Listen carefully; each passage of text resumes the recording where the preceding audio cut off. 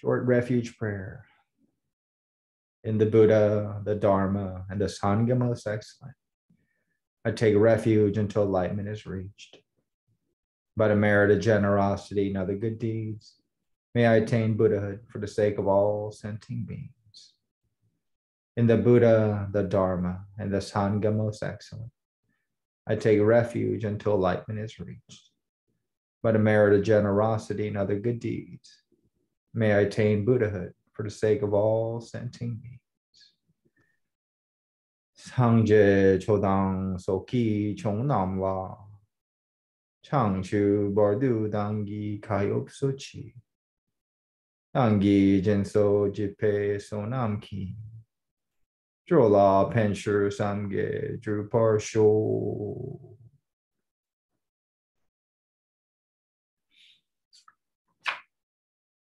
The four immeasurables. May all mother sentient beings, boundless as the sky, have happiness and the causes of happiness. May they be liberated from suffering and the causes of suffering. May they never be separated from the happiness that is free from sorrow. May they rest in equanimity, free from attachments and aversions. May all mother sentient beings, boundless as the sky, have happiness and the causes of happiness. May they be liberated from suffering and the causes of suffering. May they never be separated from the happiness that is free from sorrow. May they rest in equanimity, free from attachments and aversions. Manam kadang yampe samchen tamche dewadang, dewe girdang denpar jurshi. Dunya dang dunya giyu dang drawar jurshi. Dunya mepe dewadang ni drawar jurshi. Niring chagdang yidang drawe tang yom la nepal jurshi.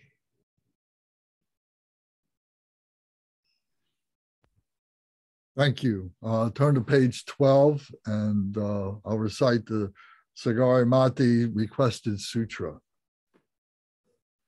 Page 12 in your book. Likewise, be extinguished. Extinguish all enemies to my purpose. Whatever evil forces are in me, be defeated. Do this so that when I am victorious, all pure radiance melts into me, completely purified. Take all this knowledge, food, and drink peacefully. Enjoy it and be satisfied so that all obstacles may be destroyed. Be liberated from all obstacles, all general obstacles. Maras are defeated by this gesture of the Buddha. By reciting this mantra, may all the Maras be purified. As a result, may all the Maras be defeated. Okay, thank you. So tonight we're talking about chapter 2, and we're going to kind of hit on the door of chapters 3, 4, and 5 by talking about the 4 thoughts that turn the mind to the Dharma. So if you have this text handy, this is the text that we're going to be using tonight. We're going to be talking about this. So chapter 2 is the working basis. Sorry, I don't have that book. Is it download from the website? Or? Well, I've asked you to let me know, and I would send you information, but you haven't given me your address. Oh, okay. So right. I don't know that it's on that it's available that I can screen share with you right now. Okay.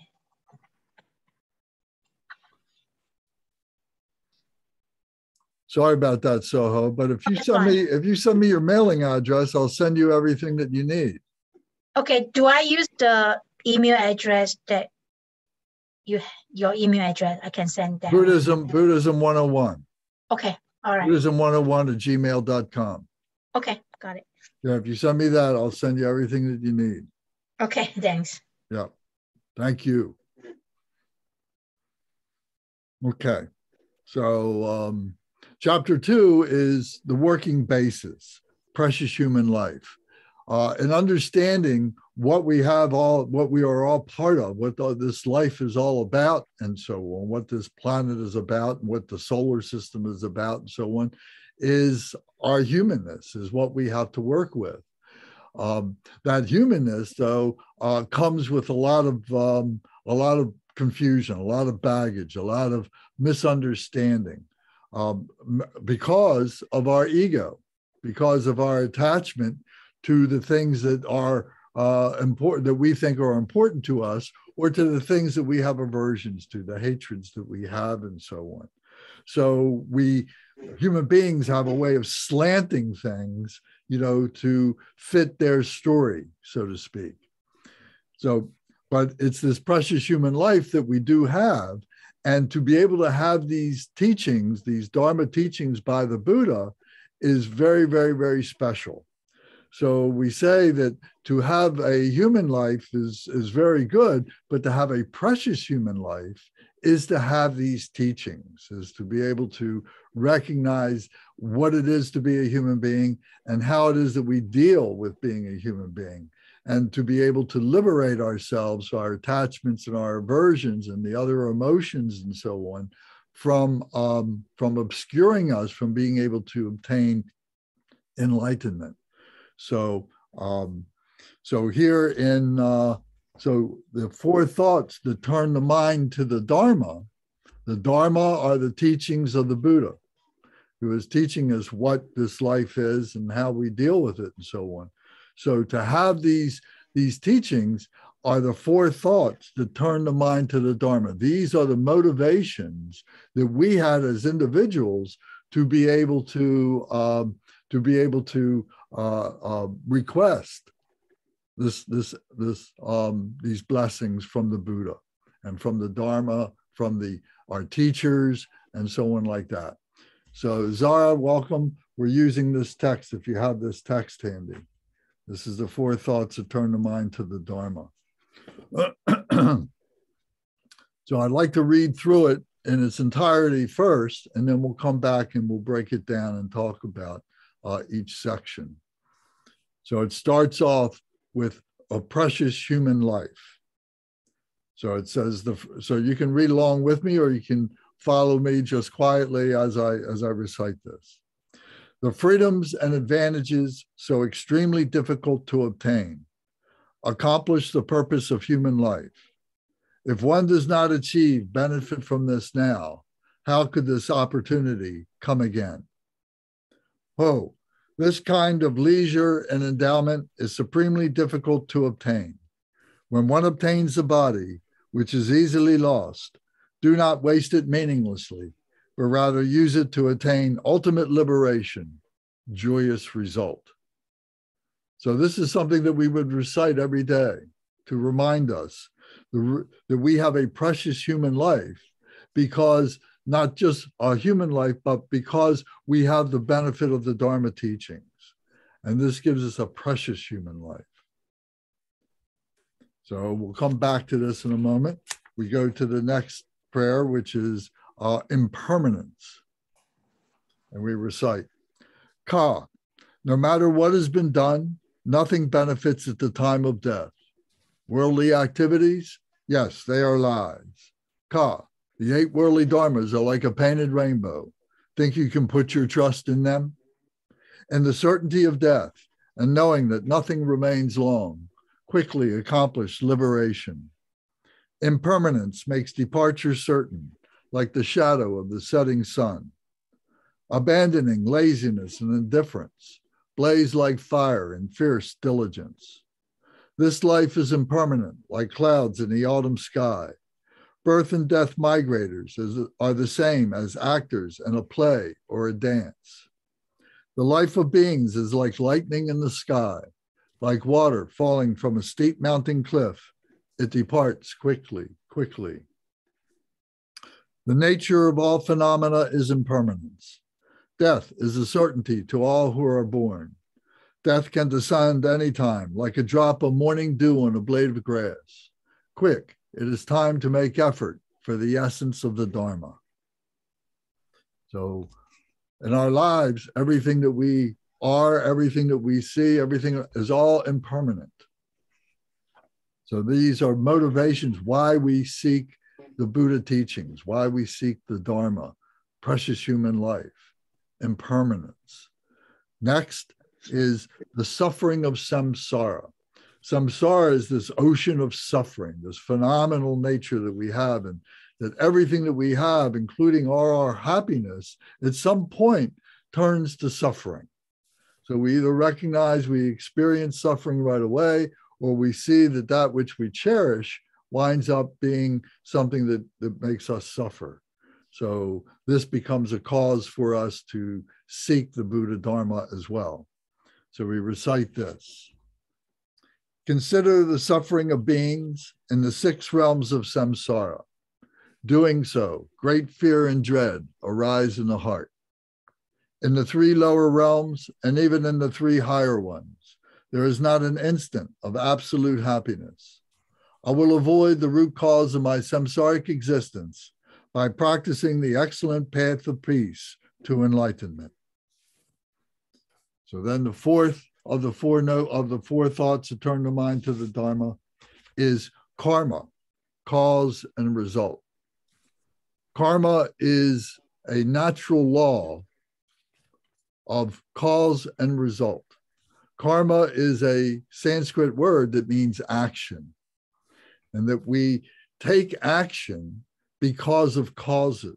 There are causes that come into us, thoughts that occur to us and so on, causing us to take some kind of action. And then there is a result to that action. So this karma, cause and result, are the very forces that determine what we are doing in our life, how we are dealing with the things that happen in our lives and so on. So we'll analyze this a little bit more, but karma is one of the reasons why we turn to the Dharma to help us to navigate through our being a precious human being. So the text reads, even if one were a king at the time of death, one's possessions, enjoyments, friends, and retinue will not follow.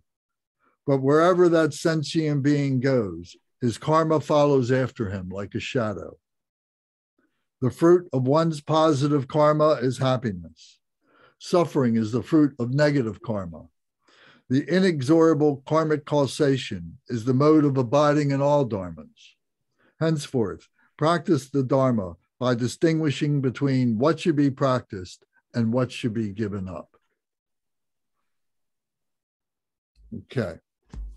So those are the 4 thoughts that turn the mind to the Dharma. These are called the preliminary foundation awakenings, or the common preliminaries, or sometimes, so these three titles are what's generally recognized as these 4 thoughts.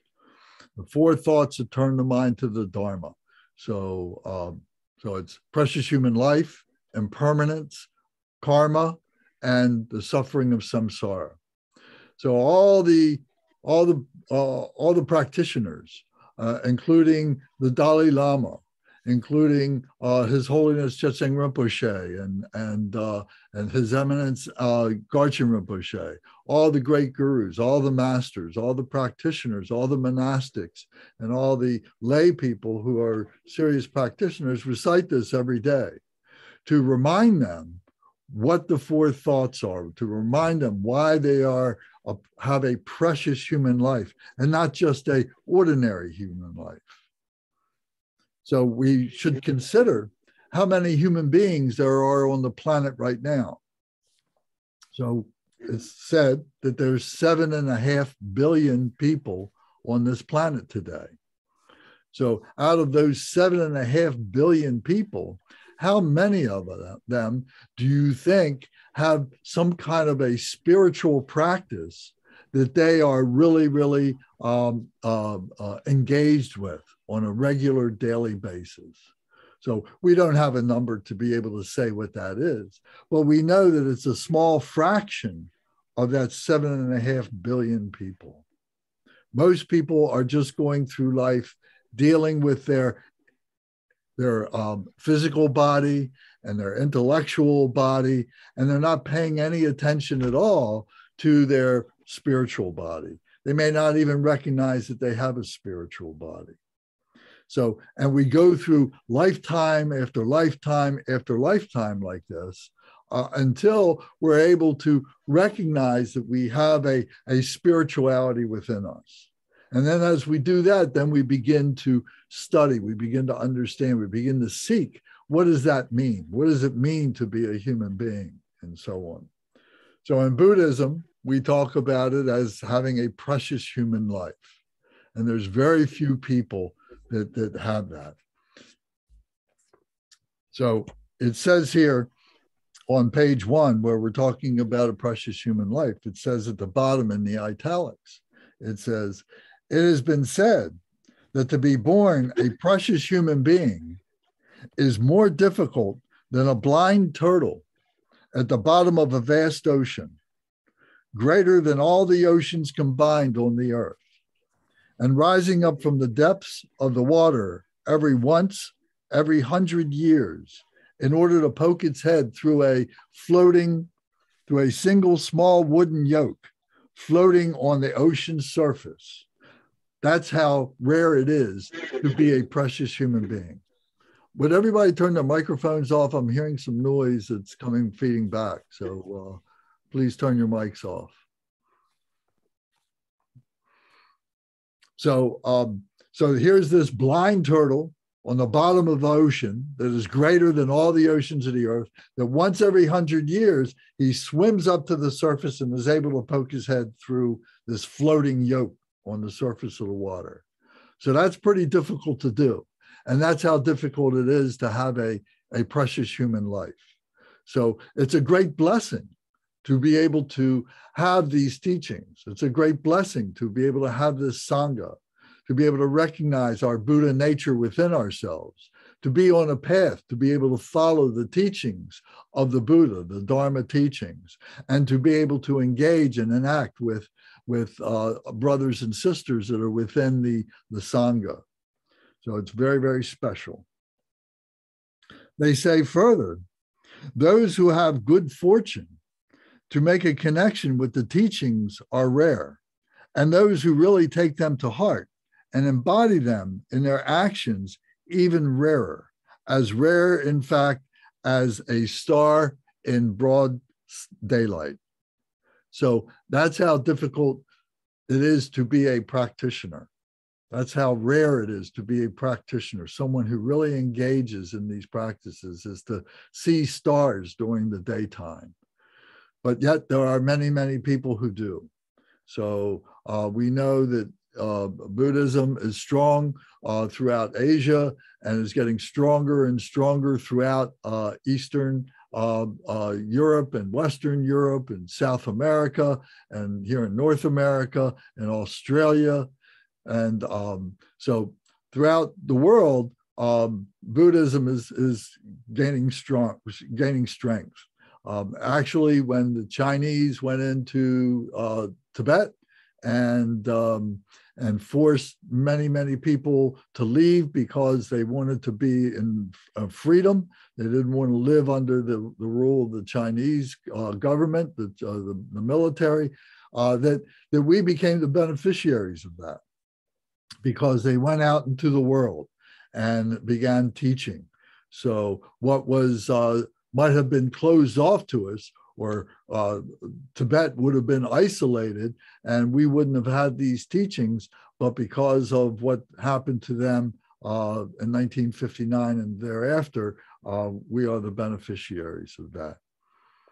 So to recognize this precious human life, what does it mean to have a precious human life? So there's several things here that break it down for us. We say that we have 8 leisures and 10 endowments. Why is it that those 7.5 billion people on the planet don't have a precious life? It's because they are so involved with their physical body and with their intellect that they don't have any time, they don't have any leisure, they don't have the seeds, the karmic seeds, to be able to recognize that they have a precious human life. So it says here in the text, if you look in page of this book, it says, if you look on page number 7, if you're looking at our book here, it's on page number 4. So we've got these itemized a couple different places for you. So, so the 8 leisures that the precious human life has, 8 leisures.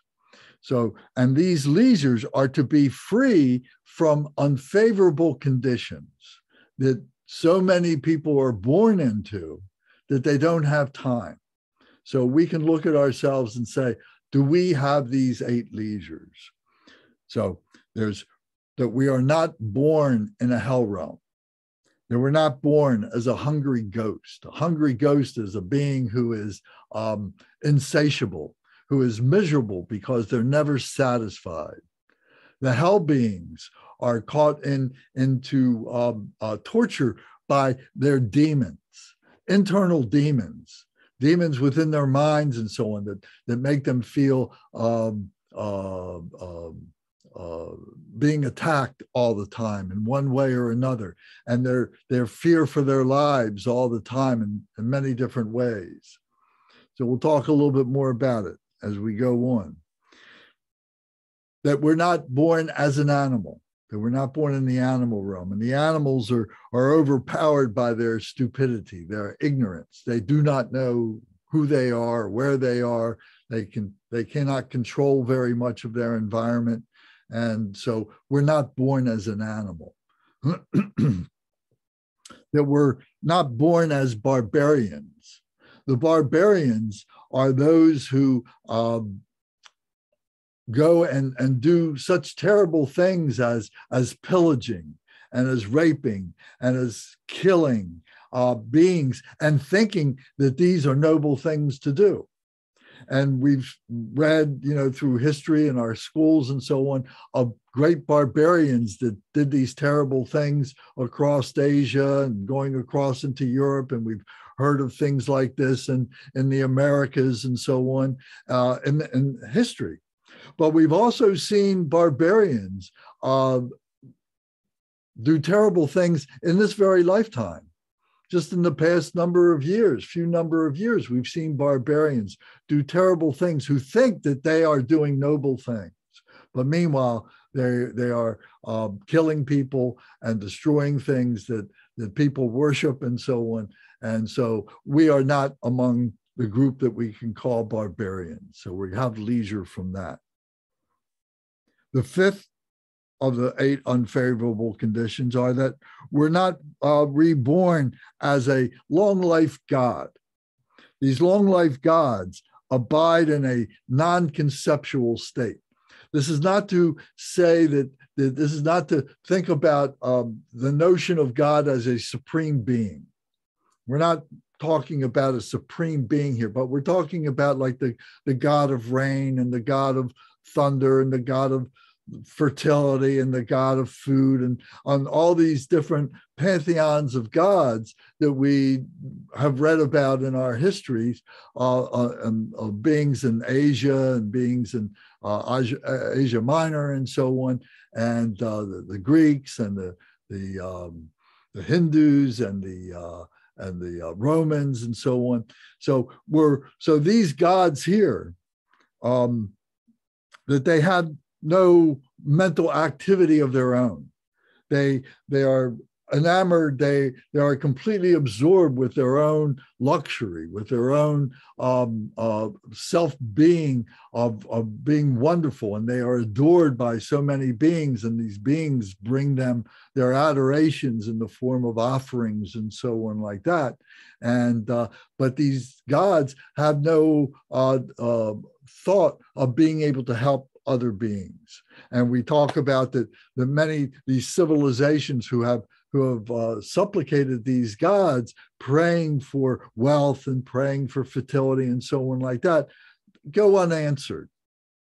And so these gods are creating suffering indirectly because people are not taking responsibility for themselves. They are giving this responsibility to the gods, and the gods are turning away from them. So we're not born as long life gods. And then number 6 is that we're reborn among people that hold wrong views, who do not understand. So that we are not born in that group of people. There are, civilizations today. There are cultures today who people do not have any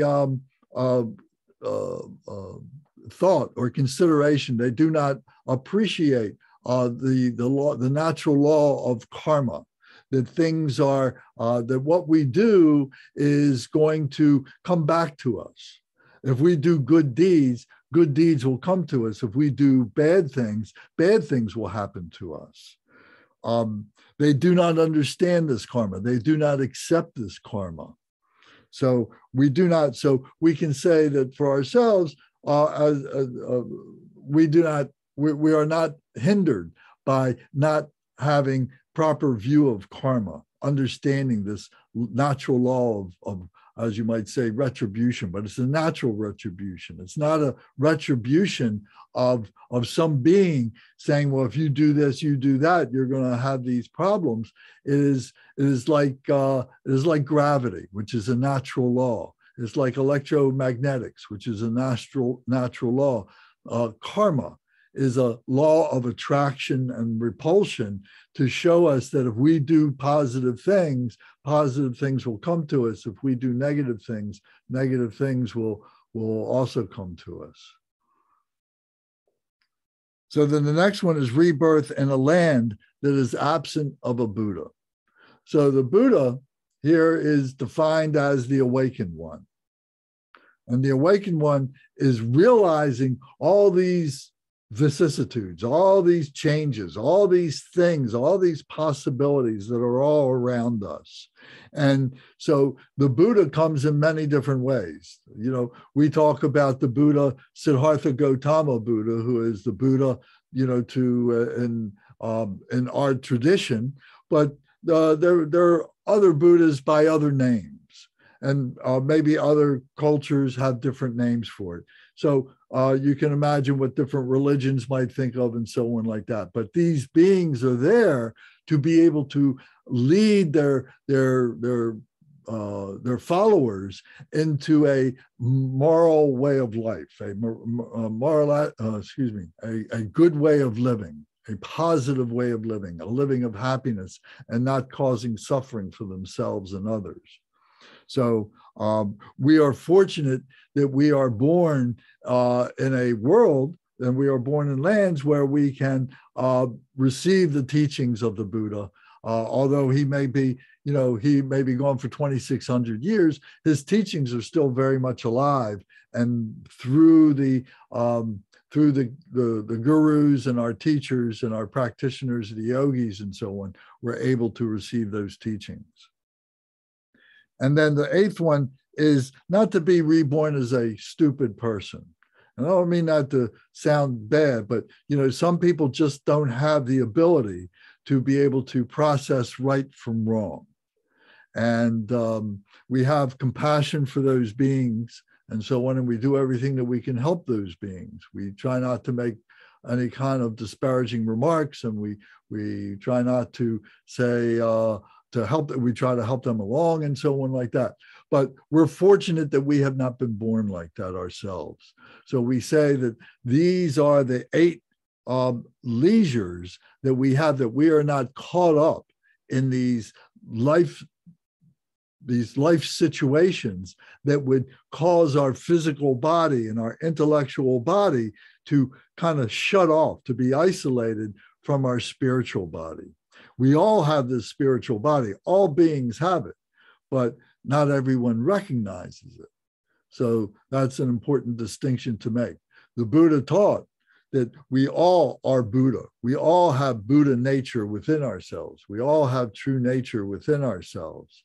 And when we are able to calm down, we're able to take our leisure and be able not be pressed by all the things that we've created for ourselves that keep us busy and so on, then this true nature, this true wisdom that we have within us rises up. But it's very subtle and it's very easily suppressed when we start thinking about all the emotions that we have. We start thinking about all the attachments that we have or that we want, and our jealousies and so on like that come into our lives. It shuts down our spirituality. However, our work is to be able to recognize that process and to be able to say, well, I need to be able to control myself. I need to be able to control those emotions. I need to be able to enlighten my confusions. I need to be able to develop a one-pointed mindfulness where I can contemplate and meditate and be able to transcend my ordinary humanness into my precious humanness. So those are the 8 leisures. The 8 freedoms, or sometimes it's called the 8 freedoms, the 10 endowments or the 10 enrichments are these 10 kind of like environmental situations that we have that we are born into. So if we go to page 8 in this text here, if you go to the next part of page 4 in our book here, these 10 endowments or these 10 enrichments of human beings are listed here. So there's 5 that are external and there are 5 that are internal, altogether 10. So the external enrichments or endowments are these: to be born where the Buddha has arrived in the world, to be born where the Buddha has taught the precious Dharma, to where the Dharma continues to be taught, where there is a Sangha to maintain the teachings, and that there is love and kind support to continue Dharma practice. So these are external to us, but yet we have these available to us. We're born in a land at a time when we have great libraries, we have great bookstores, we have great teachers, we have great temples and so on, where the Buddha's teachings are still very much alive and are being continued on by the Buddha's disciples who have now become teachers. And so this is the precious Dharma. And the Sangha is the community of people who are among these groups, these communities who are sustaining this, our brothers and sisters who are helping us to learn what it is to be Buddhist, and also to be able to help us to guide us along when we make mistakes, and to not disparage us, to not push us down, but to be able to help us to rise up and see that our mistakes are all part of our human nature. And that if we wish, that we can overcome them. We can rejoice in our happiness and so on. So we talk about that as we go along in our teachings and our practices. So the 5 internal enrichments or the 5 internal endowments are that we're, number one, that we're born a human being, that we're born in an area that has Dharma teachings, that we are born with our full faculties of the senses, and that we are not having committed the 5 heinous crimes. The 5 heinous crimes or the 5 evil deeds are that we haven't killed our father, haven't killed our mother, haven't killed an arhat, who is a spiritual being, that we haven't caused injury to the Buddha in any way, including the temples and the artwork and things like that are used as devotional objects by Buddhist practitioners and so on. So we haven't done that, and that we haven't caused a schism in the Sangha, the community, that we haven't tried to drive a wedge between the community, between the Sangha members and so on. So those are called the 5 heinous crimes to do that. And then the 10th of the internal 10 endowments is that we have devotion to the Dharma. That that we may have cultivated it, and maybe we were born with some kind of a yearning for it, but once we began to understand it and understand that it was there, and that we cultivate that we have a devotion to the Dharma, to learn more about the Dharma and to be able to practice the Dharma, to engage it into our lives, that we become the embodiment of that. So to be born as a human being, we talked about there's 7.5 billion people on the planet. But imagine how many animals there are on the planet right now. Imagine how many insects there are on the planet right now. Imagine how many other beings that we simply don't recognize, that haven't been discovered by scientists and so on, that are present on the planet right now. It's countless, gazillions. Imagine how many human beings there have been on this planet to get to where we are now. If human beings, I don't know how old they are, the human beings first appear 100,000 years ago or 1 million years ago, I don't really know. But the point is, how many human beings have there been during all that time, and how many other beings have there been, other animals and insects? So for us to be a human being in the first place is very, very special all by itself, that we weren't born as an animal. So, and that we have the Buddha teachings, so that they are available to us and so on, which is a great blessing. 100 years ago, say, here in America, that would have been much more difficult, because that was before the Tibetans and the Buddhists all came and started going to different lands and so on. So the Buddhists are not just those in Tibet. When I say that, I don't mean to say that it's only Tibetans, but there's Buddhists that are all through Asia and Buddhists all throughout the world. But 100 years ago, there weren't near as many as there are today. And many people were hampered by not being able to move about because of transportation and money and things like that. But the cultures have now assimilated. So the Buddhist culture now has become a worldwide culture, and is taking place in different nations and so on. And hopefully it's all, learning that there are all these similarities in being a human being, but there are cultural differences, but the cultural differences are coming together, so that we can recognize the same Buddha qualities no matter where we are. The full faculties of the senses, that we can see, that we can hear, that we can taste, smell, and touch, and so on. Of course, some of these have been helped by modern science. That's, to say that someone who is blind cannot be able to partake of Buddhism is no longer really true, because there's many different Braille books that are available to people. There's many teachings that are available to many people and so on, talking books and so on. So there's many different ways that people can learn.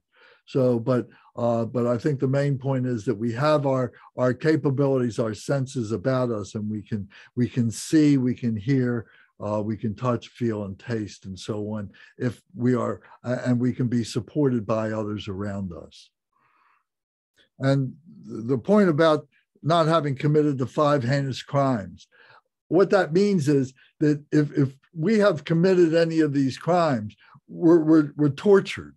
This is being in the hell realms, that we're being tortured by the inner demons that have caused us to do these terrible things, and that we have not only guilt, but we have fear that there's going to be some kind of retribution. The police are going to come after us, or or we're going to be incarcerated, or that someone is going to come and kill us because we took somebody's life or something like that. So we are free of that. So these are the enrichments. These are the endowments that we are born with to be a precious human being. So the point here is not to waste these, is to recognize that we have these high quality attributes of being a human being, and that we shouldn't waste these. And as we go through our life, if we're ignorant of these things when we're first born, but as we go through life and we begin to meet people and we begin to read about things in school and we're taught things by our teachers and so on like that, we may be introduced to these things, and we should take advantage of these things. We should learn what these things are. So this is what it means to be a precious human being, to be able to take advantage of this. There is also something that's very important about this, and that is mentioned here in the book on page 4, at the bottom of this page that we're talking about, are the 3 faiths. That we have 3 faiths. We have the ability for that. The 3 faiths are the trusting faith, the longing faith, and the clear faith.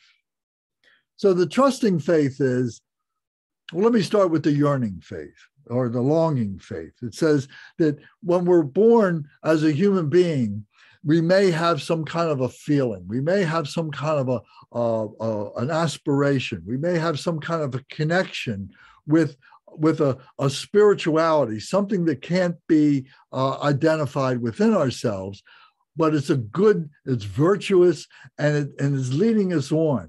It is helping us to be able to find what it is, the source of what this goodness is, what this happiness is, and so on.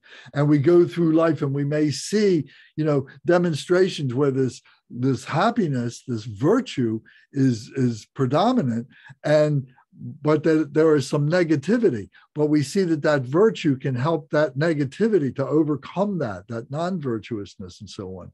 So that longing faith, that yearning faith is what keeps us moving in a forward direction, seeking, looking for what this is.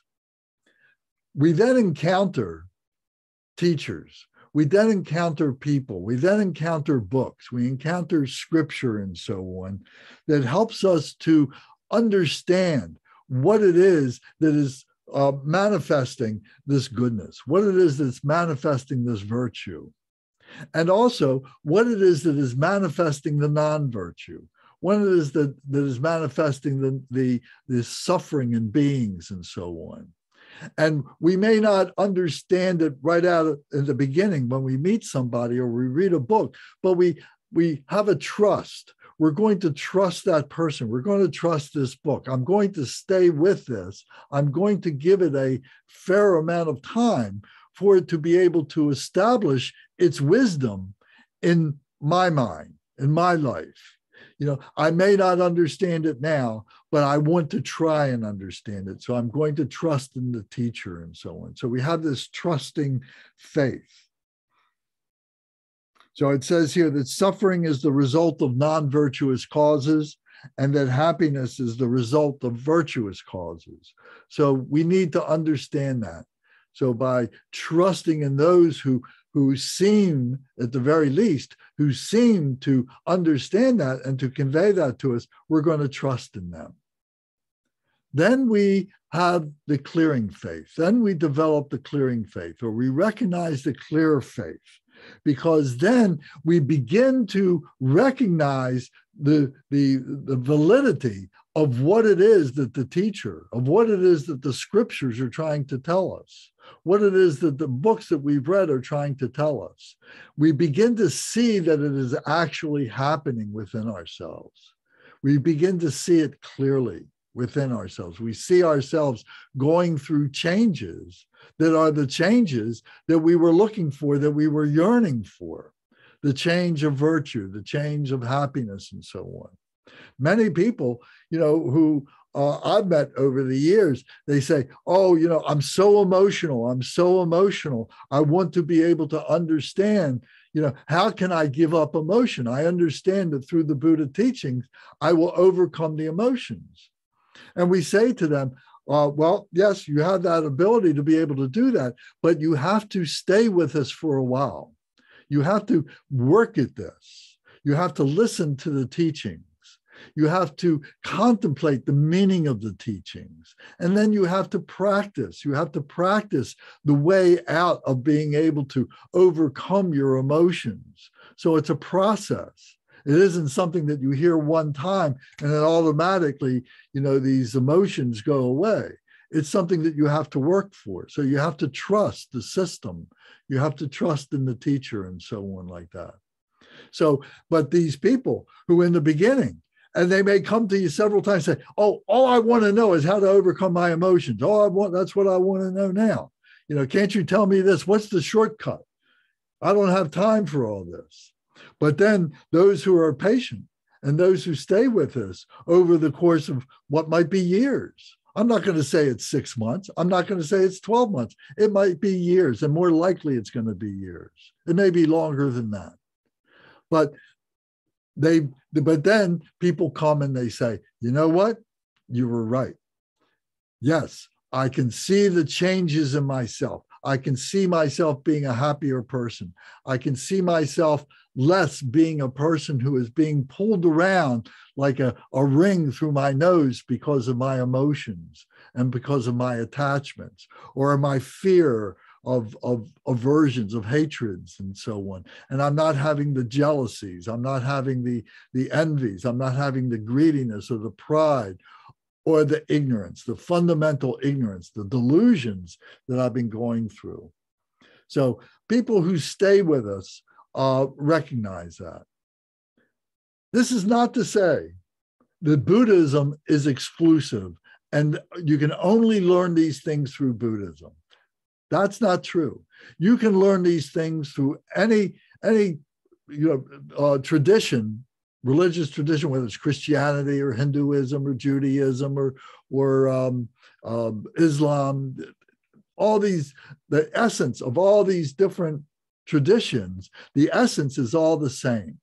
When I say the essence, I mean really going back to the essence, and maybe not what has come about, thousands of years after, these first teachers appeared and began teaching, because many of the books have been slanted, have been skewed towards arrogance and dominion and of over beings and so on like that, where they have prejudice of other groups. Oh, they're not like us, so they're bad people, they're inferior people.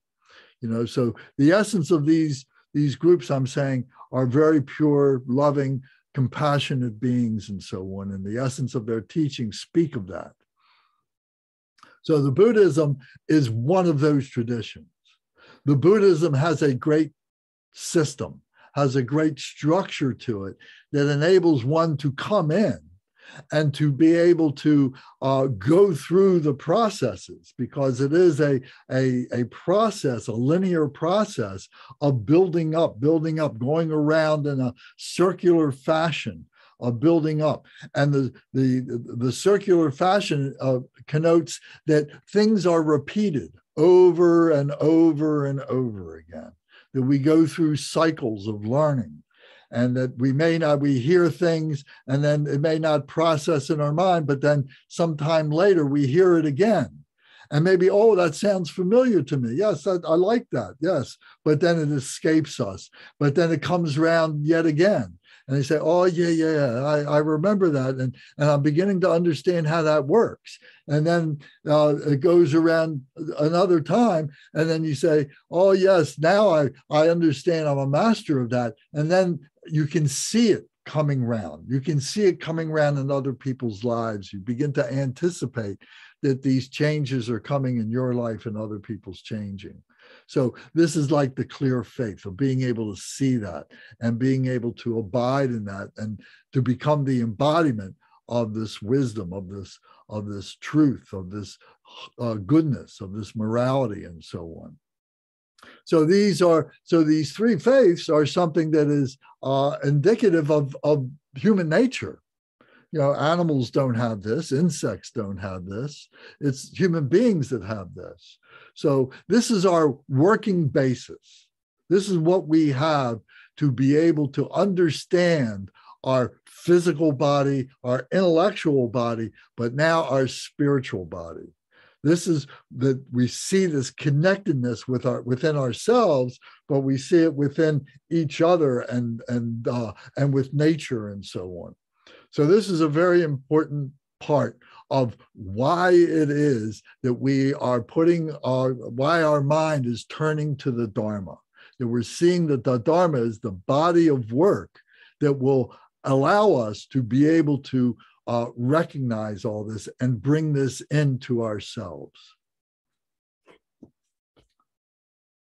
So, time to take a short break here. Does anybody have a question or comment about anything that we've just talked about?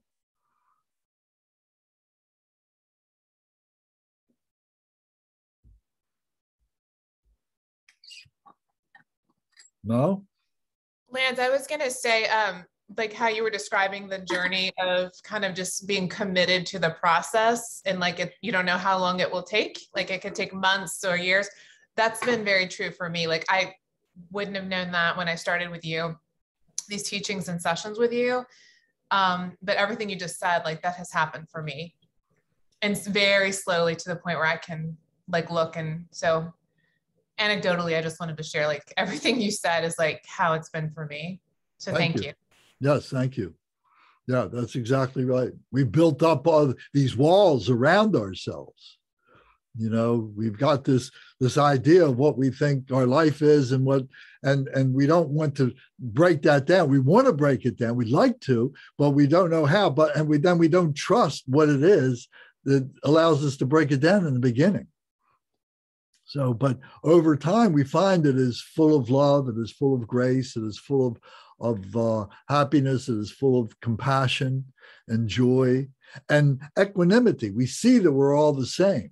I mean, that's to me is one of the great jewels that we discover is that we're all the same, and there's a great happiness in that, and to be able to celebrate our brothers and sisters. Beth, maybe please comment on this. Have you heard any of this before anywhere? I have a lot of thoughts. There's a lot going on in my head. So it's really interesting hearing you talk about, and then having Zara validate that process of it taking a lot of time, because it almost feels like very parallel to the fundamental idea of just needing to kind of detach. Like if you're going to go through this process, you just got to totally detach from the expectations you have.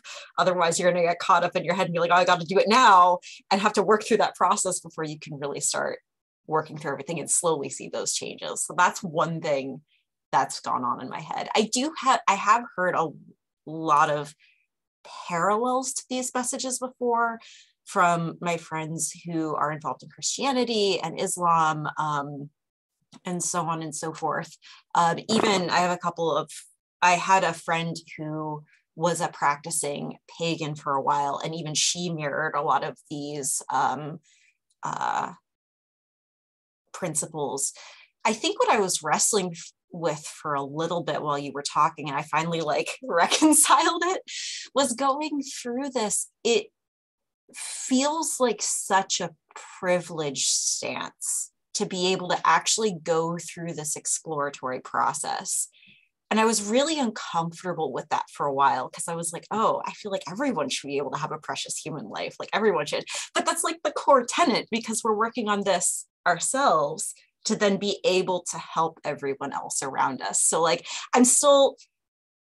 understand, but I'm still wrestling with it, because there's things I'm still working through that I know is going to be part of my journey. But that realization, as you were talking, really helped me. So that's kind of where I'm at right now.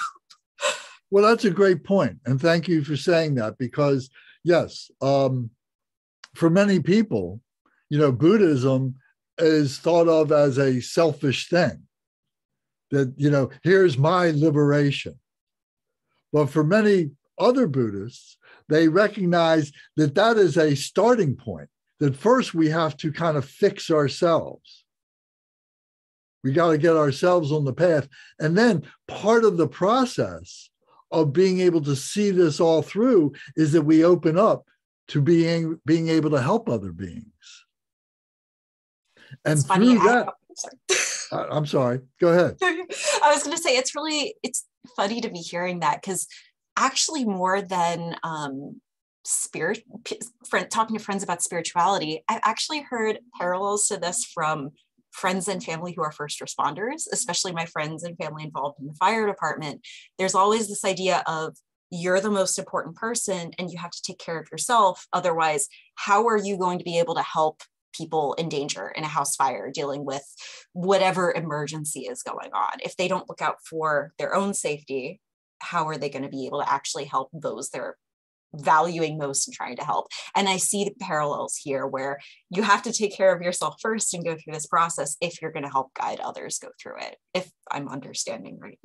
Well, yes, it's something like that, very much like that, and it's kind of like, being in the school process, when you're training to be a whatever vocation that you can imagine, that you go and you do your academics, you go in the classroom and you learn things, but then as part of the process, you go into the workshop or you become an intern, you go out into the field and then you have some experience.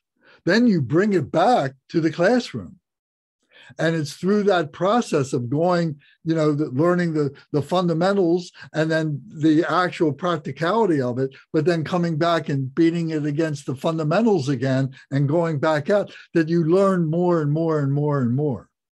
So it's a lot like that. Very good. Thank you for your comments. Does anybody else have a comment to make? Okay. All right. Well, then, if you don't mind, we'll move on. I was muted. I'm sorry. Okay, Ed. Please go ahead. I'm sorry. You have said often that words to the effect that Buddhism is not exclusive, that all the major traditions are the same at their core. I'm wondering if all the traditions are the same at their core, why? What is it that makes? Well, you've also said, I think many sessions ago, that in your own experience, Buddhism just presented a system of thought that these are my words, but that added up to you, that made sense. Yet is not exclusive. Well, what is it that's unique about Buddhism? No supreme being. But if it's the same at its core as other traditions, what does it give us that we don't get other places? Well, let me try and explain it this way. If that made sense. I think it does. Yeah, I understand. Buddhism does not negate a supreme being. Right. It says it doesn't know. Right. Okay. We don't know. As a human being, we may have, certain glimpses that we may say, oh, wow, that seems like a divine intervention or whatever, something like that of a supreme being. But it may be just a matter of, our being able to communicate what that is, understanding what that is, not having the right words for it and so on. Right. But Buddhists don't say that there is no supreme being. We say, we just adhere to the idea. We just don't know for sure, because our humanness is very limited. Right. We're just limited to these three dimensions. But more and more, and scientists in our own experience, we're open to the idea that there's something else happening here, but we don't know what it is yet. Yeah. So there's that. The thing that makes Buddhism unique, I think, was simply the genius, Mhm. the sheer genius of the Buddha, Siddhartha Gautama, who was a human being, just like us, Mhm. who had a very high intelligence capacity to be able to formulate this system, this Dharma system, where he had a very profound experience that's been shared by many, many other masters in all these other traditions.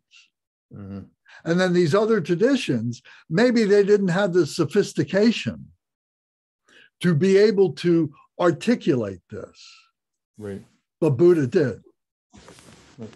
He had this ability to be able to create this system. Mhm. And it was followed by many, many intelligent people who saw the wisdom here and who learned the teachings enough to be able to become Buddhas themselves. They experienced what the Buddha was teaching.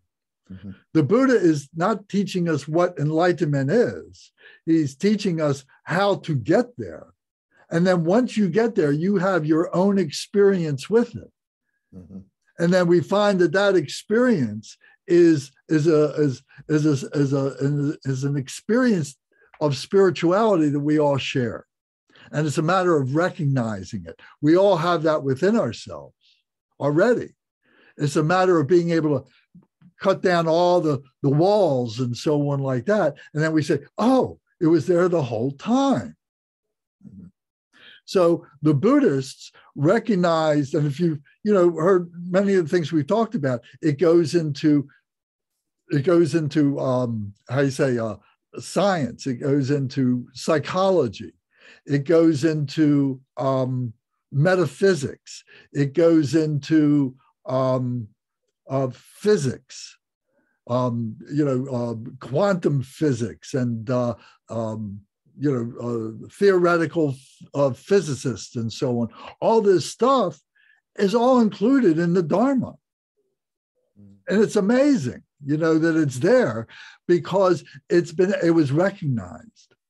And it was this intelligence that was able to recognize it and able to articulate it. And then also being able to create a system and be able to write it down.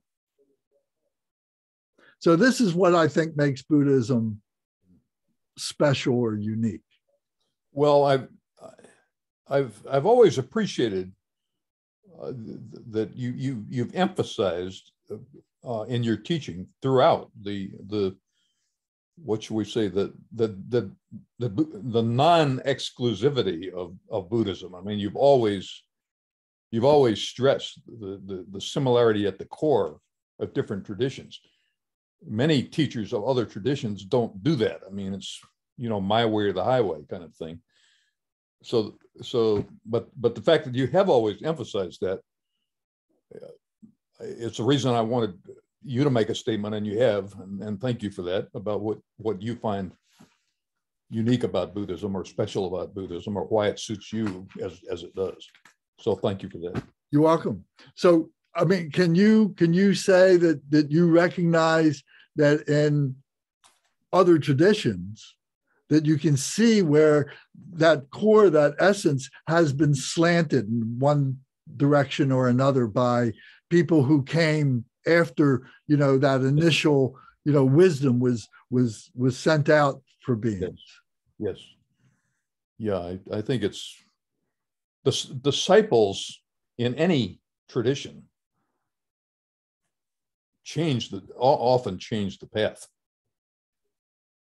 in ways that the originator of the tradition might not approve of. Right. Yeah. And so the Buddhism has guardrails in place and really goes through great lengths to try and keep the wheels on the track, so to speak. Yeah, good analogy. Okay, very good. Thank you very much. Okay.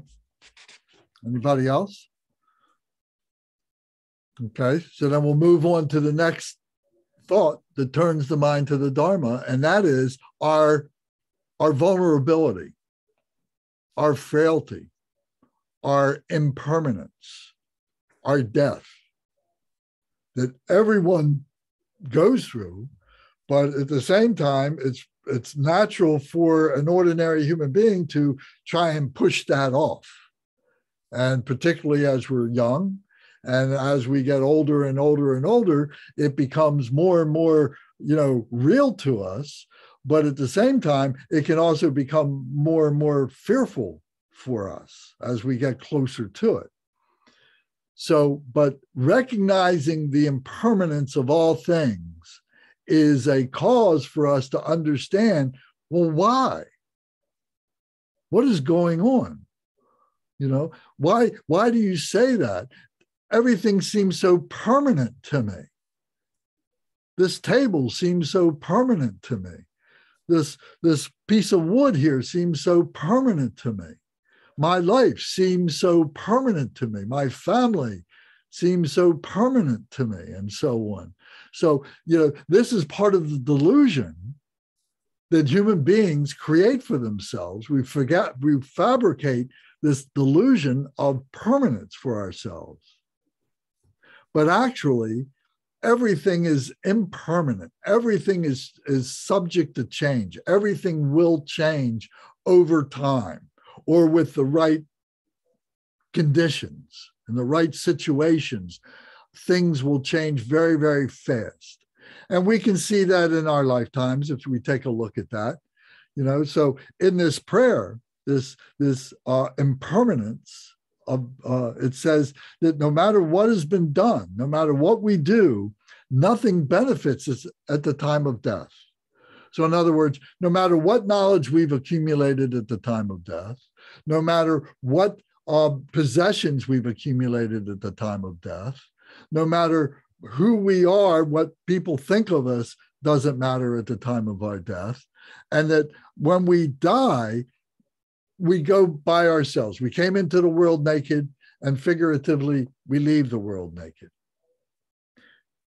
So it says here, worldly activities, yes, they are lies. I'm looking at the second page of Impermanence. Worldly activities, yes, they are lies. What are the worldly activities that are dominating our life, dominating our intellect, dominating our mind, so that we're able to push aside our spirituality and push away the notion of impermanence? So if we look on the bottom of page 3, we see that the 8 worldly conditions, or the 8 worldly concerns, or the 8 worldly dharmas are these. And dharma, the word dharma, let me clear this up. Dharma is a Sanskrit word that means a pathway. So we usually differentiate the pathway of the Buddha as the Dharma, the Buddha Dharma, with a capital D. So here in this paper, I made a mistake, and it says dharmas with a capital D, and that really needs to get changed. I need to change it in my computer, and I never remember. But I just want to make the point that there's many dharmas, there's many different pathways, and they would be regarded as a lowercase d. The capital D would be the Buddha Dharma, the Buddha teaching, the Buddha path. So these 8 worldly concerns or dharmas are the lowercase d, are the everyday mundane paths of gain and loss. How much time do we think about gain and loss? How much time do we think about, well, if I am working hard, I want to buy that new car, I got to save up money, and I got to put money in the bank, and maybe I'll put it in a savings bond or something like that, so it'll make more money, than just putting it in the bank. I want it to make more money. And so, but I'm looking every day at the stock reports to make sure that it's gaining. And if it's gaining, I feel great. But if it takes a dive, oh my God, I feel terrible. How much time do people think about stuff like that? A lot, I would say. When it takes a dive, you feel terrible. My God, you go into such a funk. It's horrible. You can't think of anything else. So then, how much time do we think about pleasure and pain? Where does pleasure come from? Pleasure comes from the possessions that we have. Pleasure comes from maybe the money that we have. Maybe pleasure comes from our love relationships, the physicality of contact with other beings, that great pleasure that we have. And how wonderful it is when we have it. We feel 10 feet tall when we know that we're being loved and we have someone that we love. How wonderful that is. And how when we first fall in love like that, how so intoxicating it is. It takes over our every thought that we have is for that other person, for that pleasure that we are sharing with that person, that we can't think of anything else, especially when we're young and our first loves and so on like that are completely like that. But then what happens when we fall out of love? Or worse than that, our lover falls out of love with us. Now all that pleasure now turns into pain. Everything turns around. We try and think about all the things that we might have done to cause this pleasure to go away, and all this pain. And we have all this guilt about how it is that this has happened to us and so on. And how time consuming this becomes, how we can't think of anything else. So these two things, pleasure and pain, how much time do we think about them? And then praise and blame. How much time do we seek praise from our family, from our friends, from our coworkers, our work? How much time, what are we doing in school, or what are we doing in the workplace to be able to get our name mentioned on the honorary list, or to have a statue or some kind of an emblem that is given to us because of the wonderful things that we've done in school or in our job? And how proud we are of these awards and so on, this praise, and everybody is thanking us, and they're saying, oh, we're going to give you the parking place right next to the sidewalk going into the building. It's going to have your name on it because you brought in this $2 million account into our office, and it saved us. We're so happy that you did this. This is so wonderful. We were thinking we were going to have to lay people off, but now we don't have to do it. We can go out, we can buy that new machine and to take care of this account, and everybody's job is safe and everything. What a wonderful person you are to do this. But then the next day, you get a phone call, and your $5 million a year customer says, I'm going someplace else. And now you're a bum. Now they're blaming you. Now we got to sell off the equipment. Now we got to lay off all these people. All this stuff, it's all your fault. You lost that account. You were so worried about getting that new $2 million account, you forgot to pay any attention to the $5 million account that's been our account for the past 10 years. It's been the bedrock of our company. And now it's gone. How much time do we think about praise and blame?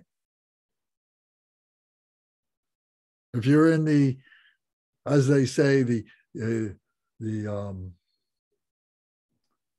I can't think of the word now. All right. Well, when you're working in in a big company, the corporate world. I remember I worked in a small company, 50 people. It was a small company, but there were people that would come in that, oh, I'm a corporate person. I'm going to leave this job. I'm going to go work in the corporation, So anyway, how much time do people think about their praise and blame?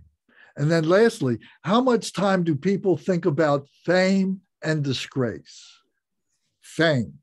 oh, well, maybe we have fame. Maybe they know all about me and all the wonderful things that I've done. My goodness, I've got my own parking place there with my name on the sign there. They know me, and I can walk down the hallway and everybody's patting me on the back. Everybody knows me, you know.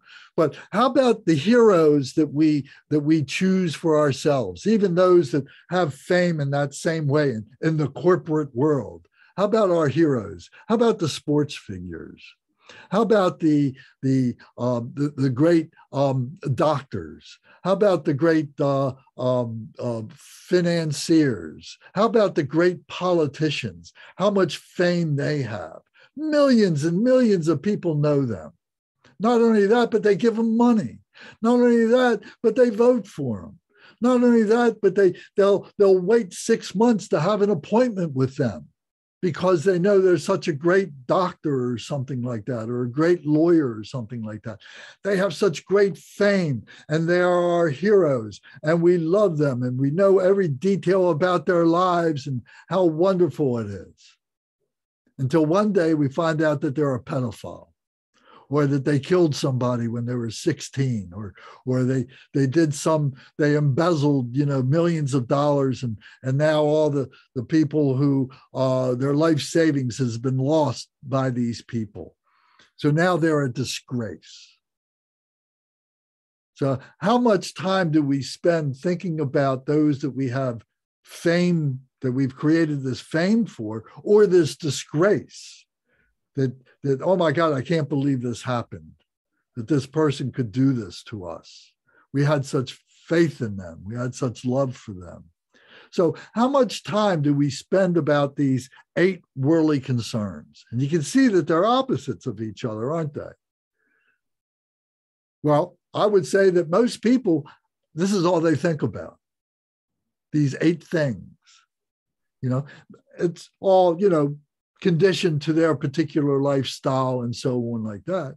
But that's what they think about. So going back to the text of the prayer, it says 8 worldly activities. Yes, they are lies. These 8 worldly concerns are fabrications.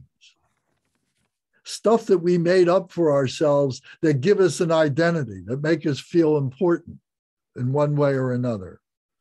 It says, the 8 worldly dharmas are like a painted rainbow. Think you can put your trust in them? So it's illusory. It's a painted rainbow. It looks real, but you can go up and just put your hand right through it. So then now back to the idea of death. It says, in the certainty of death and knowing that nothing remains long, quickly accomplish liberation. Liberation from these 8 worldly concerns. To free ourselves from these things that are holding us back, that are like a ball and chain, and be able to release and be able to have a free mind, to be able to have a happy mind, to have a peaceful mind.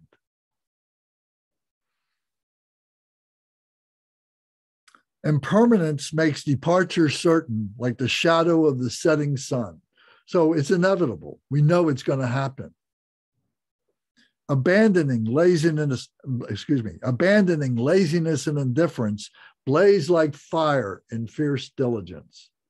So the thing that keeps us in this mindset of these 8 things, or we're lazy, or can be lazy, to say, oh, I'm not going to learn about that spirituality stuff, or I'll go, once a week and I'll think about it.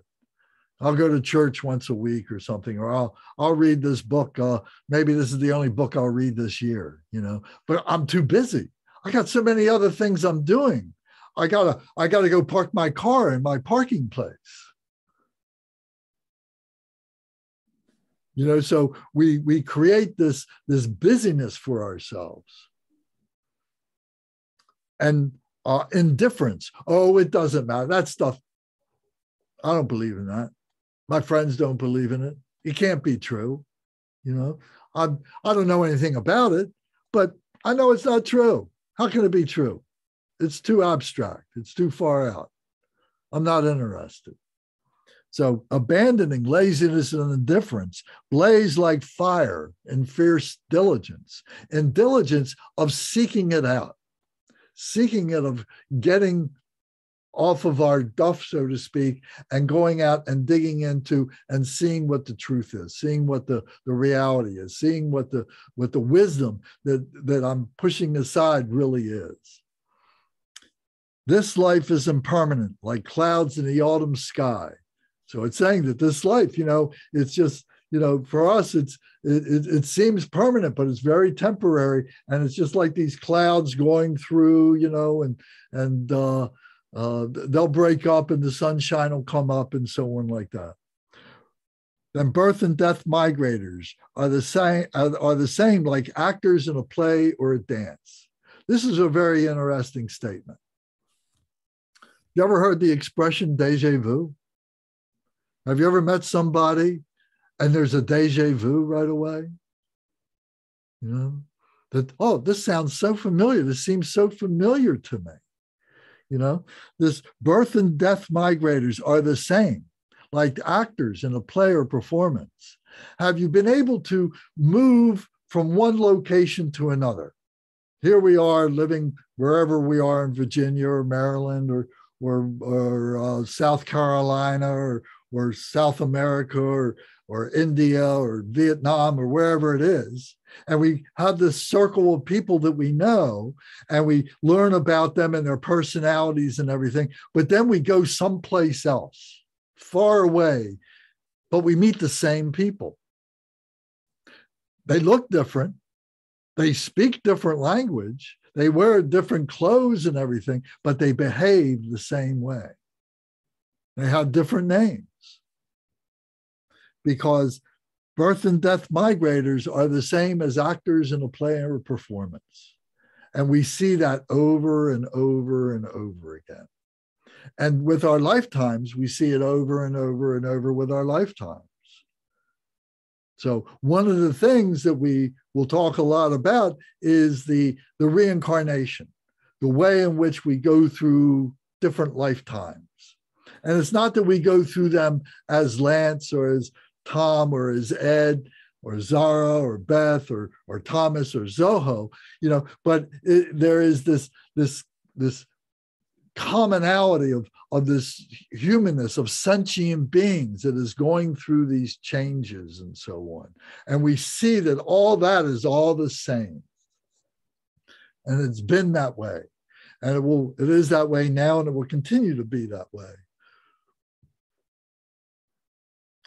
So birth and death migrators that were born, and then inevitably we have this death.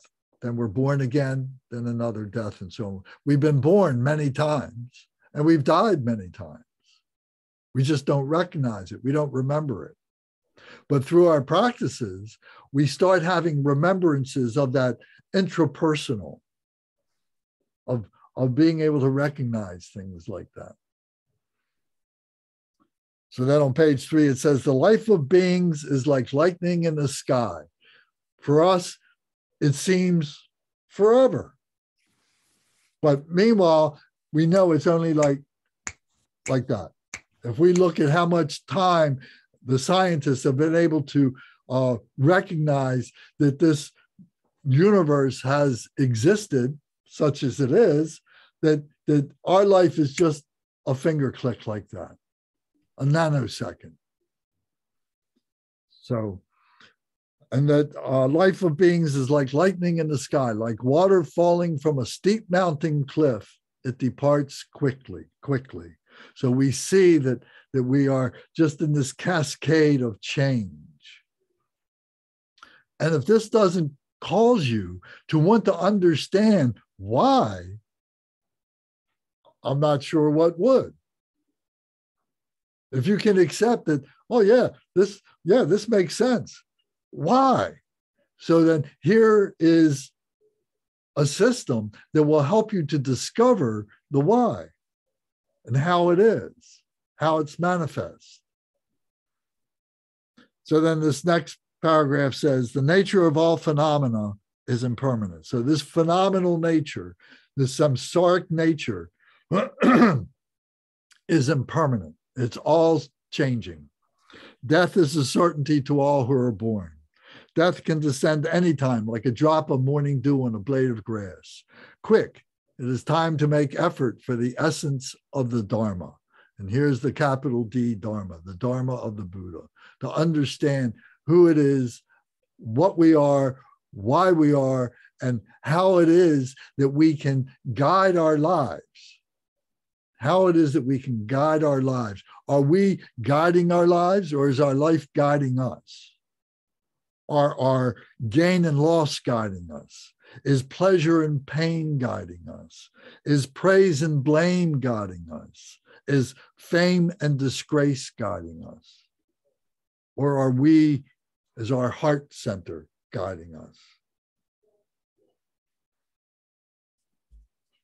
Is there any questions or comments about this?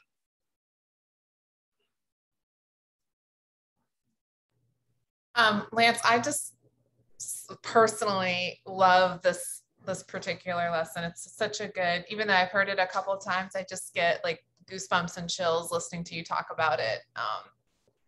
I just hear new information or digest it a little bit deeper every time. So I'm kind of in just a moment of full appreciation to hear this. Thank you. Can I ask you a penetrating question? Yeah. How often do you contemplate this? Do you read this on your own? For what do you like? Tell me what you mean specifically. How often do you read this or contemplate this on your own?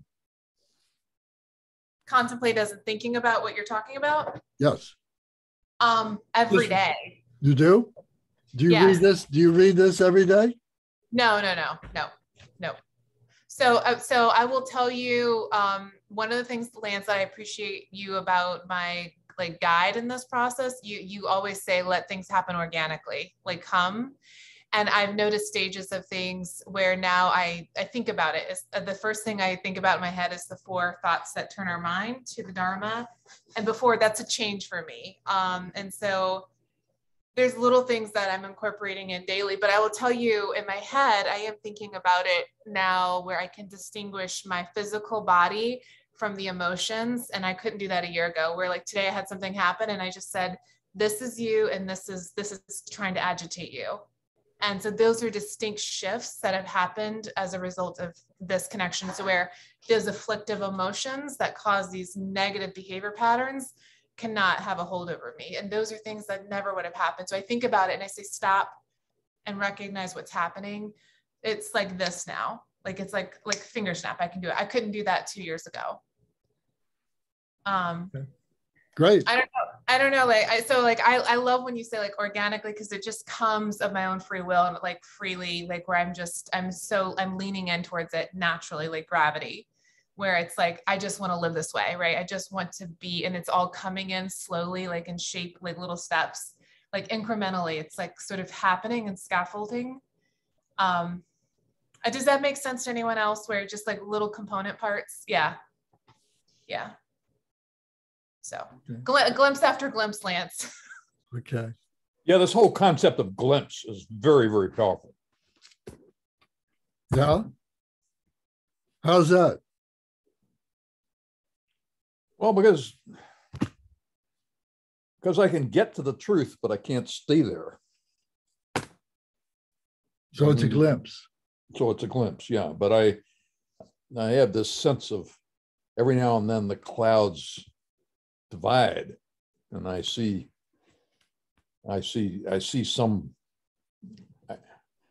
purity through the cracks or around the corners, and I see it, and there it is, and then the clouds sort of slide back in place.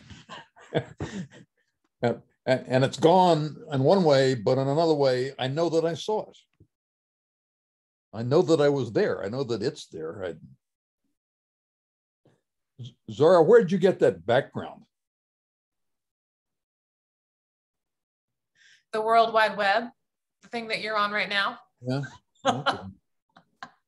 All right. You can do it. I'm getting some glimpses through there. See. Okay.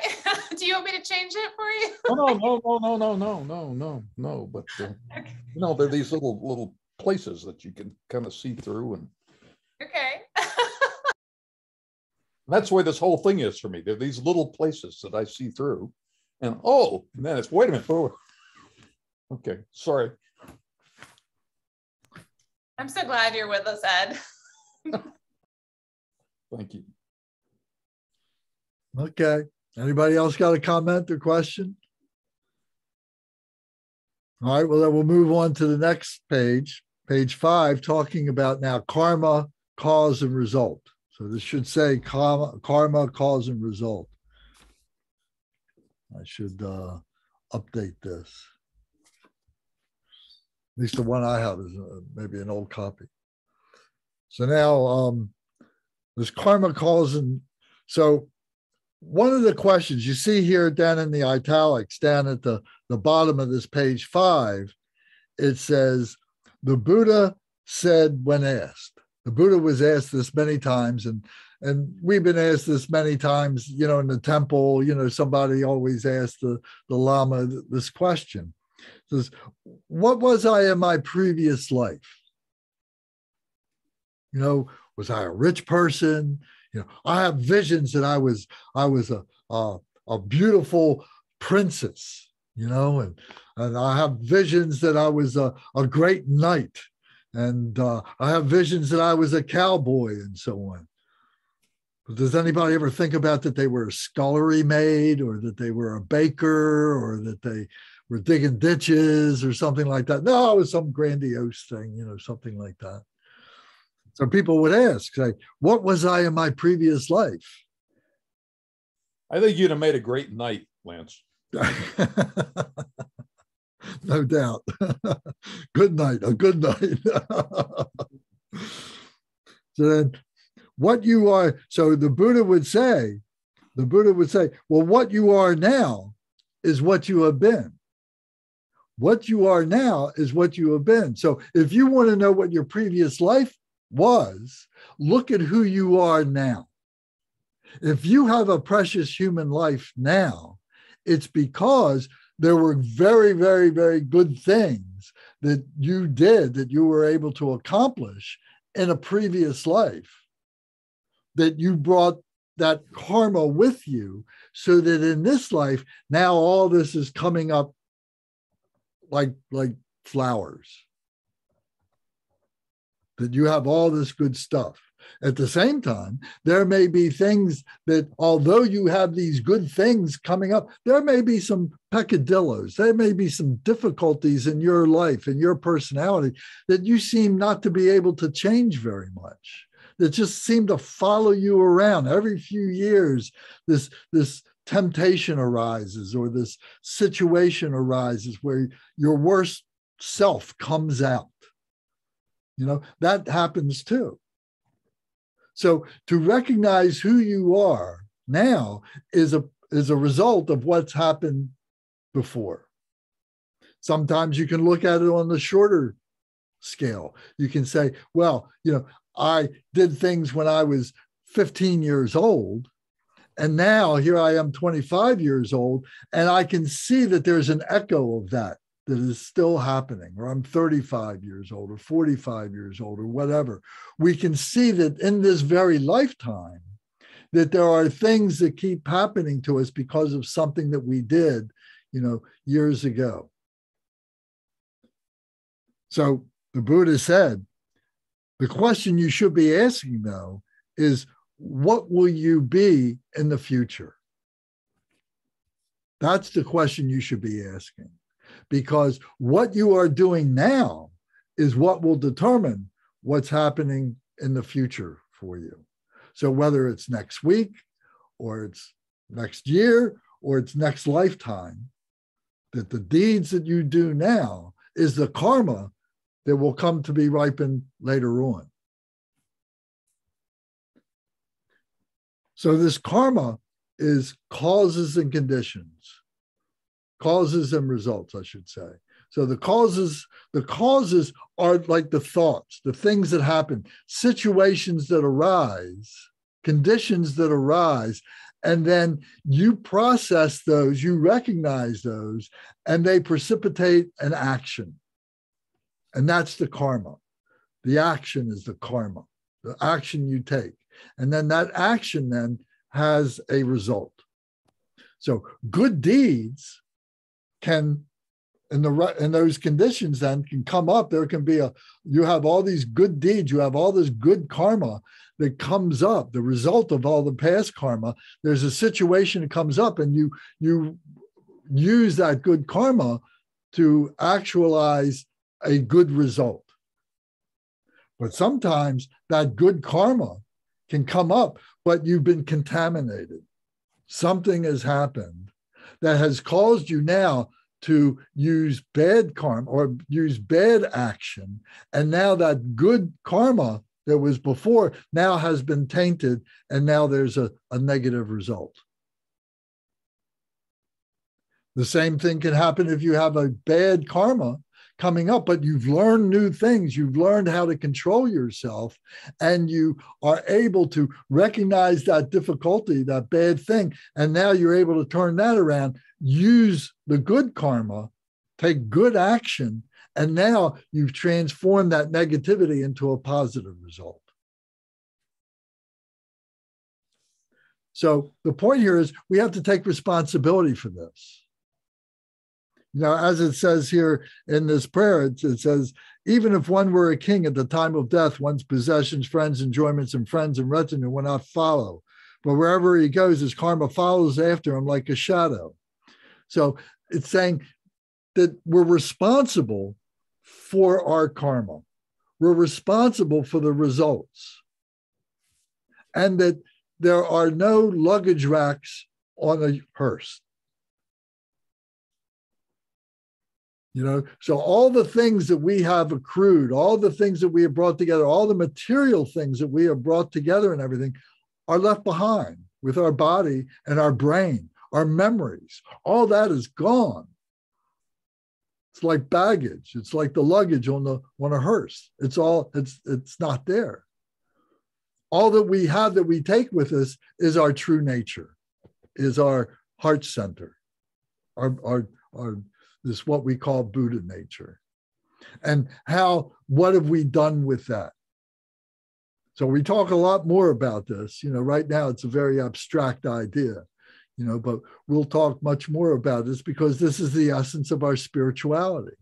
And the karma is the essence, is the result of the actualization of that spirituality, what we do with it. There can also be neutral karma. We don't have to do things all the time. We do way more than we need to do. And one of the things that we're trying to do is to simplify, is to not be as active as we are. Not to say as much as we say. Not to think as much as we think. To rest, to simplify, to be peaceful. The quietude, to abide in the quietude and be happy with that, be satisfied with that. It's our ego that will attach to anything. The ego will attach to being the greatest criminal, as much as the ego will attach to being a great lifesaver, or a great spiritual being. So we need to learn to recognize who we are, what the state of our mind is, and to be able to learn how it is that we can transcend all this confusion, all this emotion, all this stuff, so that we can be peaceful. When you see an image of the Buddha, what does it arise in your mind? What do you think of that when you see that? I would imagine that most of us would be seeing this peaceful being in meditation, in the quietude, peaceful, serene, blissful, satisfied, happy. Well, that Buddha is within each one of us. That's our true nature. But we've created all this stuff to occupy our time, thinking that that's more important. Zara, did you have a question, or were you just airing things out?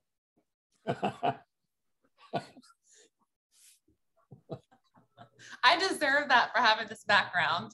Okay. I I thought you were swinging from one branch to another. I literally am touching a window thing here. You can't probably see it, but I was closing it so people to shade the light out, the light shade. So sorry for that, but I did deserve that. Okay. Thank you.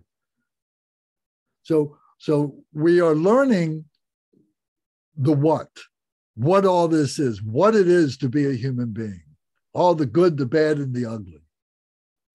We're learning what that is. That's all part of the Dharma. And then we're also learning why all this stuff is, why it is, why does this happen this way? And why can we change it? All the whys. That's part of the Dharma too. And then we learn how to transform it. How do we use it? How do we actualize it? First, we need to know why we want to actualize it. Now we need to learn how to actualize it, or how to cut it off. You know, some things just get to the point that we realize that we've been doing bad things. We know they're bad, but they just feel so good, and we do them all the time anyway. But there comes to be a point where you can't rationalize stopping. You just got to stop it. You just cut it off, say, I'm not going to do that anymore.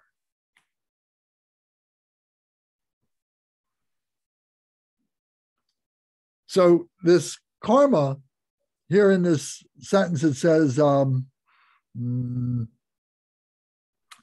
fruit of one's positive karma is happiness. Positive karma is happiness. The fruit of that karma, the fruit of that action is happiness.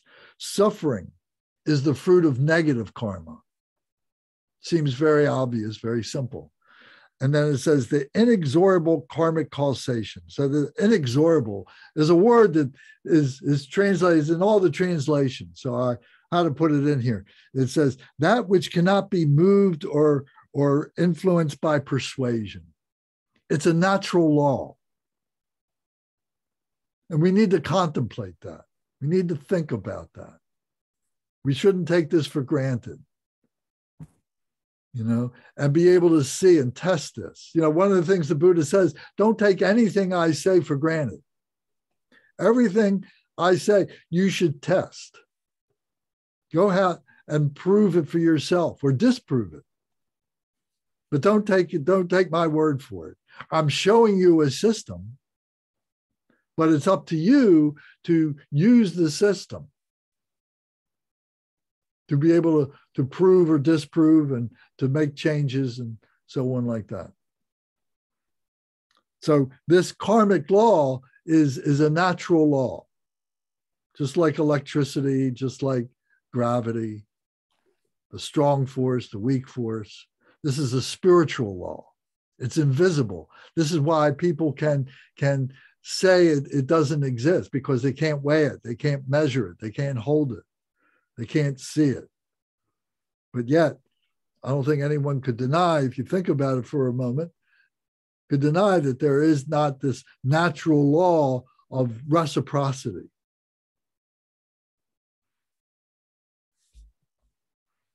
Okay, so moving along. So this next, I went to karma. I skipped over samsara. Sorry, that's okay. These two are interchangeable in place because the result of karma, the result of our karma, the result of our actions manifest in samsara. Samsara is the phenomenal world in which we live.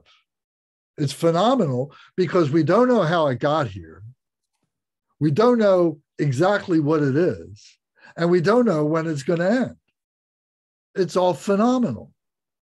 We've learned that we can manipulate things, and we've learned science, and we can do certain things with it all and everything, and we can manufacture and do all these kinds of things, that our ego really appreciates, and we can make a living out of all this. But it's still phenomenal to us. We don't know how it is that we were born. We don't know how it is that we die. It's phenomenal to us. So all this phenomenal stuff is all what we say compounded. It's all made up of other elements and so on. It doesn't exist on its own. It exists with all these different component parts. So its true nature is this compounded nature. But the essence of what all this is beyond our comprehension, that which we don't know. So we talk a lot about this, and we'll get back to this other times. So this suffering of samsara is what we're going through to try and figure all this out and to have to deal with all this. So we say that there's 6 human realms. There's 6 ways in which a human being operates. And these 6 realms we operate in simultaneously by matter of degree. So the basic realm, of course, is our human realm, that we're human beings. But sometimes we act like an animal. We are animal. We come out of the animal kingdom. And sometimes we act like a base animal who's only thinking about 2 or 3 things: where his next meal is, where it's going to sleep, and how it's going to propagate. A sex object, so they're very primal. That's all they think about. Sometimes we think like a hungry ghost. We behave like a hungry ghost. The hungry ghosts are these beings who are never satisfied. They're miserable, insatiable. And they're characterized by having these big round bellies, big round bodies, I should say, and little feet, little hands, a very long neck, and a very small mouth. And so symbolically, they can't eat enough or drink enough to satisfy their big bodies. And they're miserable. They're insatiable. So maybe you've been that way before. You know somebody like that who's completely insatiable. With their work, with their jobs, with the family, never can be pleased. Whatever they have, they got to have more. They're very greedy. They have it, they want more of it. And they can be prideful about it. Then there's the hell realm, hell beings. And these hell beings are in these hells because they have caused great suffering when they were alive. This great suffering of killing beings. We talked about the 5 heinous crimes of killing a father or mother, killing an arhat, destroying the Buddha, or causing a schism. So they wind up in these hells. And there's a bunch of cold hells and a bunch of hot hells. And the way in which they cause this suffering is the retribution that they're suffering in these hells. And, so figuratively, in some of the scriptures, they're being stabbed over and over again because they stabbed somebody, or they're being shot over and over again, or they're drinking hot molten lead, or they're being boiled in water or oil or something like that, or they're being crushed by glaciers together, or they're freezing to death out in the tundra, all these terrible things. And soon as they die, they immediately are revived only to go through the death again. And for long periods of time, they are in these hells like this. And these hells are being constituted by the demons. And these demons are the demons that within ourselves, that we are creating this hell being for ourselves. These demons that we create for ourselves. And you probably know people like that. Maybe you've had experience with that yourself, where you felt like you're in some kind of a hell, being possessed by some kind of a demon to do these terrible things. So those are the 3 lower realms. The 3 higher realms are the human realm, where we suffer from old age, sickness, and death. the human realm. And we have all these changes. We have all these decisions we need to make and so on. Then the next hell is called the Deva realm, which is the God realm.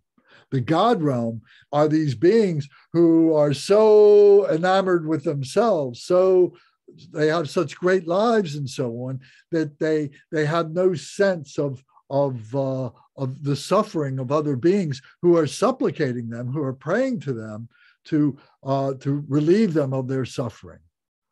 All they do is pay attention to themselves. So they have great pride about who they are. But when they die, they have a lifetime. They have a very long lifetime. But when they die, and they kind of crash right down to the lower realms because of all the suffering that they could have helped with, but they chose to be their pleasurable selves and not to help these beings. So they go to the lower realms because of the suffering they've caused. Then, in between the human realm and the God realm, the Deva realm is the jealous God realm. And these are beings who are very, very skillful. They're very, very powerful. They're very, very manipulative. They can convince beings to give them things, to give them money, to give them power, to give them votes, whatever it is, to give them all these things. And they're fooling these people. They're lying to these people. They're in conflict with these people to get their things.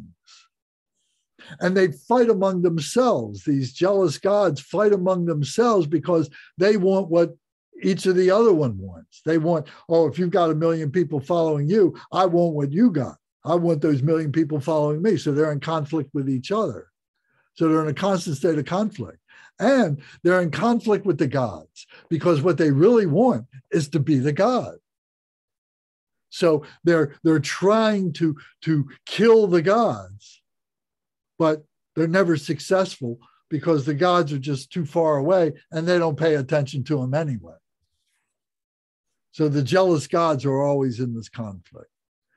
So if you think about these 6 realms, these are what human beings go through.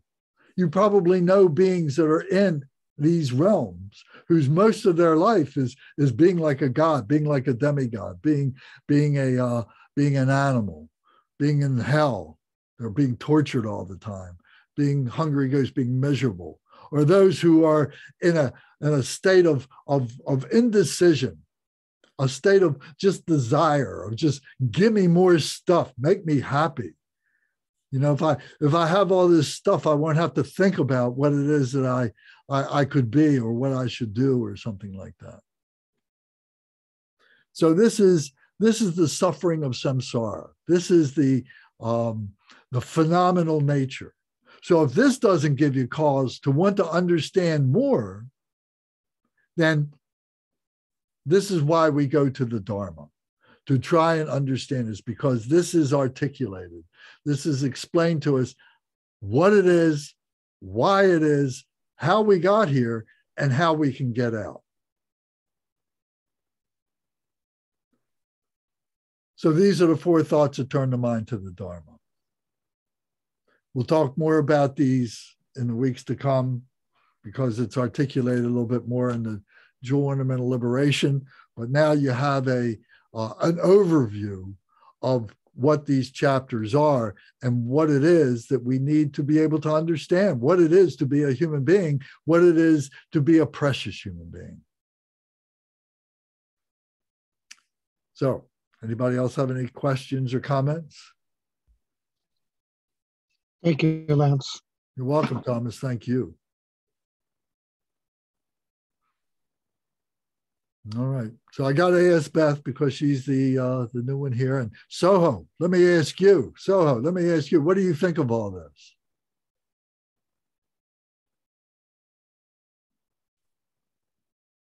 Sorry, I'm mute. Yes, I can hear you. Yeah, What do I'm you- just very curious about when you talk about the karma and cause, Uh-huh. and actually how that happened. I mean, how that happened. I mean, how you know what he did and what kind of karma you're going to get. I mean, Right. I just don't know how that works. Well, we're going to talk about that. Okay. So please send me your address so I Yeah, can I just sent you the email. Yeah. so I can send you the books. Okay. It'll help you tremendously. And then you'll be able to follow us okay? Yeah. Okay, good. Thank you. And we'll talk about how it is these realms work and so on, and karma. Beth, how about you? Do you have any last thoughts about this? I have to laugh because when we were talking about the 8 worldly concerns, I'm really glad I'm here because I feel seen, like I feel called out. So I'm really glad I'm here and I can like process and I have resources like contemplate that more. Karma resonated and like I feel like I understand that a little bit better, but I mean, obviously I have a lot to learn. It's just like that foundation. I'm like, okay, I've got this. I feel I can go farther, but I need to spend a little bit more time thinking about the 8 worldly concerns. That's where I'm at right now. All right, well, good. Thank you. It's very good to have a practice that we do every day, to create a structure for ourselves. And part of that structure, and even if all that you do is just read this every day and sit for 10 or 15 minutes and just contemplate the meaning of this. If you look at each page, the bottom of each page, each section, it says contemplate. So you read one section at a time, and then you contemplate the meaning of it. What does this mean to me? And you can take notes, write things, ideas come up, glimpses come up, write them down so you can reflect on them. And maybe questions will come up that you want to talk about. But most importantly, it's for your own edification, for your own resource to be able to go back and look and see, what you've been thinking about.